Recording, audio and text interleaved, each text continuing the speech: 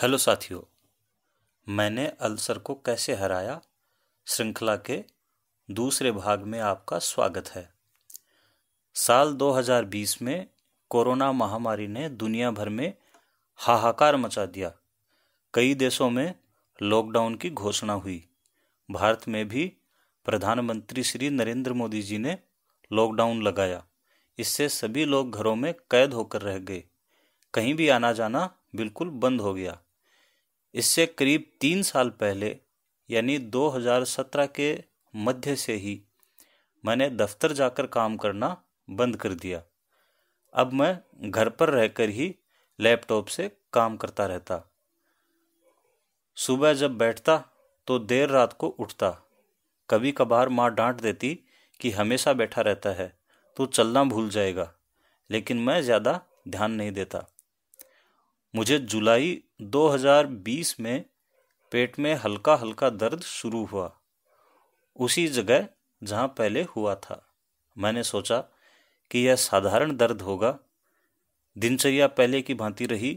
सुबह देर से उठना, खाली पेट चाय पीना, फिर काम में लग जाना, बहुत देर से भोजन करना और देर रात तक लैपटॉप पर व्यस्त रहना।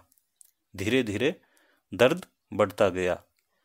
मैंने इसकी रोकथाम के लिए कुछ साधारण दवाइयाँ ली, लेकिन उनका खास असर नहीं हुआ। कभी दर्द थम जाता तो कभी शुरू हो जाता, कभी तेज हो जाता तो कभी धीमा पड़ जाता। जुलाई बीत कर अगस्त आ गया। अब मुझे चक्कर आने लगे। 5 सीढ़ियाँ भी चढ़ लेता तो हाँफने लगता। किसी से बात करने का मन नहीं होता। हमेशा ऐसा महसूस होता कि बस उल्टी होने वाली है। मैं पहले एक वक्त में 3 से 4 रोटियां खाया करता था, जो घटकर 1 पर आ गई। अगर कोई मेरे सामने बैठकर खाना खाता तो मुझे उबाक आने लगती। थोड़ा भी पानी पी लेता तो ऐसा लगता कि वह तेजाब की तरह पेट में जा रहा है। बहुत तेज तेज जलन होने लगती। पानी किसी धारदार चाकू की तरह पेट को अंदर से काटता महसूस होता। चेहरे का रंग बदल गया। हथेलियां सफ़ेद पड़ गईं। आंखों से कम दिखने लगा। अगर कुछ देर भी बोलता तो पसीना आने लगता। हिम्मत टूट सी गई। ऐसा लग रहा था कि किसी ने पूरा शरीर निचोड़ कर रख दिया। इसके बावजूद मैं काम में लगा रहा। जैसे ही थोड़ी हिम्मत होती, प्रकाशकों द्वारा दिया गया काम समय पर पूरा करके भेज देता। मेरी ऐसी जिद देखकर सभी चिंतित थे। एक दिन पिताजी ने कहा, काम बाद में होता रहेगा, पहले डॉक्टर के पास चलो। मैं ना नुकुर के बाद चलने के लिए राजी हो गया।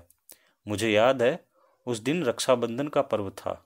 रात को पेट रोग विशेषज्ञ के क्लिनिक गए। डॉक्टर साहब कुछ मजाकिया स्वभाव के थे। उन्होंने नाड़ी, जीभ, आंखें देखी, फिर पेट दबाकर पूछा कि दर्द कहाँ हो रहा है।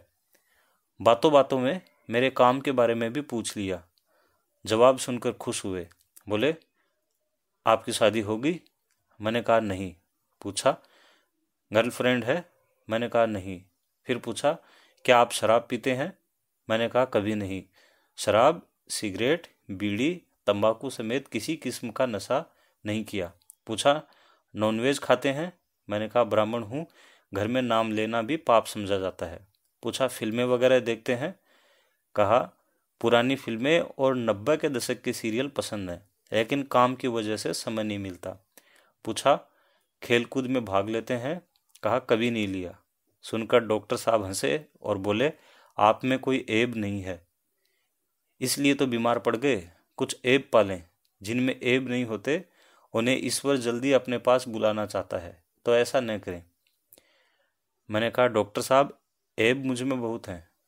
मुझे गुस्सा बहुत आता है, खास तौर से जब परंपराओं और रीति रिवाजों के नाम पर गलत होता देखता हूँ। इसकी वजह से मेरे कुछ साल बहुत कष्टपूर्ण बीते।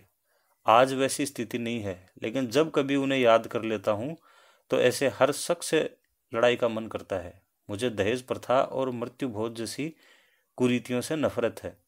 इतनी नफरत कि अगर टीवी पर इनके दृश्य भी आ जाएं तो फौरन चैनल बदल देता हूँ। डॉक्टर ने सब विस्तार से सुनने के बाद कहा, आपके पास लेखन की शक्ति है। आप कुरीतियों और फिजूल खर्चियों को दूर कर अच्छे बदलाव ला सकते हैं। अपनी इस शक्ति का उपयोग कीजिए, लेकिन यह तभी हो सकेगा जब जिंदा रहेंगे और सेहतमंद होंगे। अगर अपनी सेहत का कबाड़ा कर लिया तो कुछ नहीं कर सकेंगे। इसलिए सबसे पहले सेहत का ध्यान रखें, खुश रहा करें, घूमें फिरें, फिल्में देखें, अपने लिए वक्त निकालें। आपका काम सोते हुए लोगों को आवाज़ देकर जगाना है। अगर कोई आवाज़ सुनकर भी सोता रहे तो उसे सोने दें। उसकी बदकिस्मती के लिए आप जिम्मेदार नहीं हैं।